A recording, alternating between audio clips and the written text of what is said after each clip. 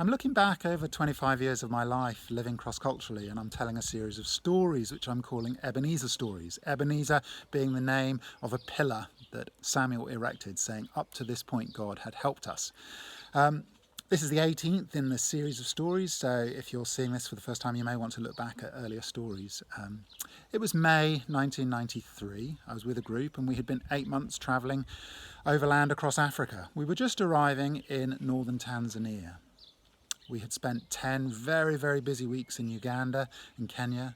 In that time, we'd been visiting refugee camps, we had dug wells, we'd built an adventure playground in an orphanage, we had spoken dozens and dozens of times in different churches and open-air meetings. We were tired. And this story really is about those times when you're exhausted. You may not even realise you've reached that point, and God provides the needed oasis for you to recover and to recuperate. And that happened for us in northern Tanzania. We arrived in Moshi at the base of Mount Kilimanjaro, the tallest mountain in Africa, and stayed with some friends of ours who were teaching in the international school there in Moshi. Our team by this point were quite debilitated with sickness. 2 of the team had typhoid, 2 had malaria, 1 person had ingrowing toenails that were causing him a lot of pain, 1 person had amoeba, all sorts of things going on. So this was a time of rest, this was a time of much needed medical tests, of buying drugs, and what was supposed to be a week's stay with our friends ended up being 3.5 weeks of rest and recuperation. It was also a time when we were able to really pay attention to the vehicles. They were given a thorough cleaning. I remember spending 7 or 8 hours one day deep cleaning one of the vehicles, which was just absolutely filthy with mud and all the grime from weeks of travel across hard terrain. We changed the brake pads, we changed the shock absorbers, we gave the vehicles a thorough servicing. We also began to lighten the load of the vehicles. We realised there were certain things we didn't need anymore. We didn't need so many jerry cans, we could buy fuel everywhere. We didn't need our shortwave radio anymore, we didn't need our 3CB radios.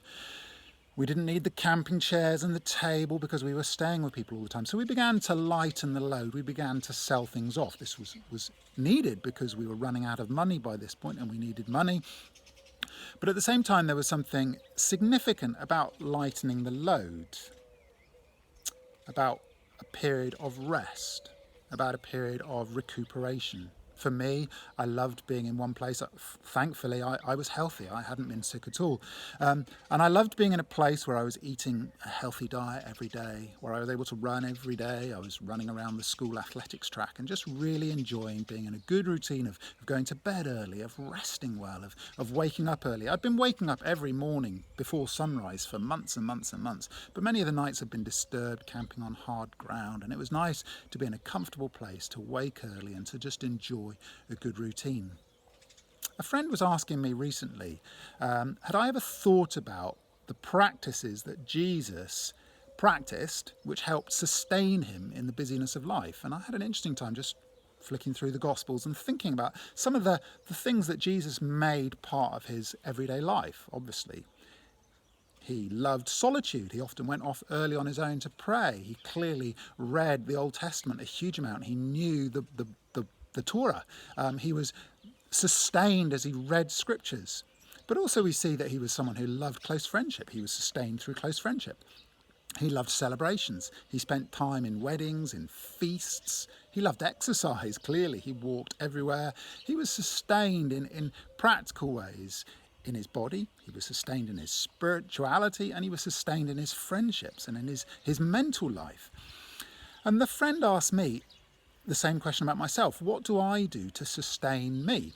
Now, I realised back in 1993, when I was just 22, 23 years old, I'd probably never really considered that question in that way. I didn't know the things that were the sustaining practices which helped me thrive. Some of them I was doing anyway. I loved going to sleep early, waking up early. I loved to be up and watch the sunrise. I loved exercise. I loved a good healthy diet. I loved to have plenty of time to read. I loved being able to spend an hour every day writing letters to Miranda. Those were things that sustained me.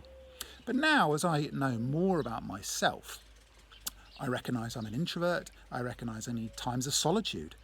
I recognise that actually the most sustaining practice for me is a full day of total solitude on my own, on a mountain, walking all day, heavy exercise and plenty of time to think in beauty.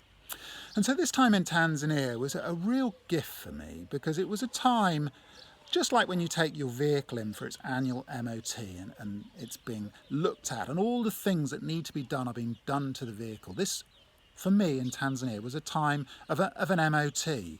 Practically we were doing that for the vehicles, but also it was happening to me. I was getting back into a good routine of exercise and rest, of reading and writing and praying. But the unexpected gift was where we were. Every day I could look up and see the beauty of Kilimanjaro, this beautiful snow-capped peak almost on the equator, 5,800 plus metres high, the tallest mountain in Africa. And unlike mountains in the Himalayas, which are surrounded by other peaks, Kilimanjaro is there on its own, rising out of the plains of the Serengeti, one mighty, majestic mountain. It is spectacular and it's beautiful. And it had always been an ambition of mine to climb Kilimanjaro.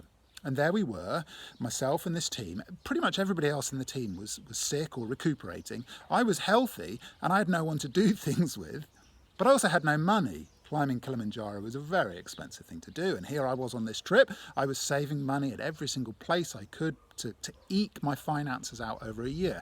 I knew it would cost me hundreds of pounds to climb Kilimanjaro, so it was an impossible dream. But my friend, who was teaching in the international school,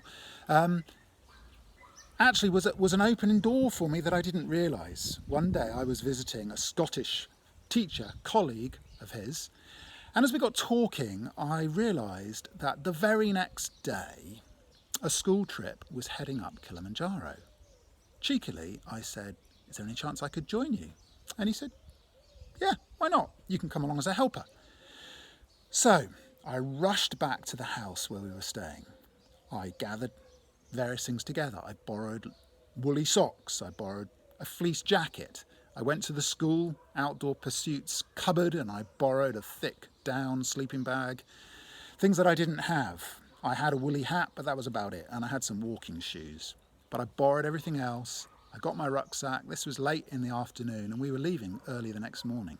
Unexpectedly, I found myself on a 3-day trip up Kilimanjaro. Now this trip was a training trip for the kids. They weren't going all the way up to the peak, they were going basically 2/3 of the way up and then coming back down, and in the following term I think they were going to go all the way up to the top. So it was a training, acclimatization type trip.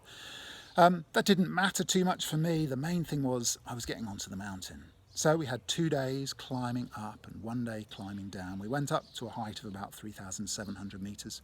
I remember on the first day we went up to Mandara Hut. It was 2,700 metres or something. We arrived there. It was late in the afternoon. The sun was beginning to sink down, and I climbed up to a crater which was a few hundred metres further on from the hut called Maundi Crater. It was a beautiful summit and a view, and I decided I would go up there really early in the morning. So we slept in the hut. Early in the morning I woke before everybody else. I rushed up to the crater and I watched the most amazing sunrise imaginable. It was fantastic.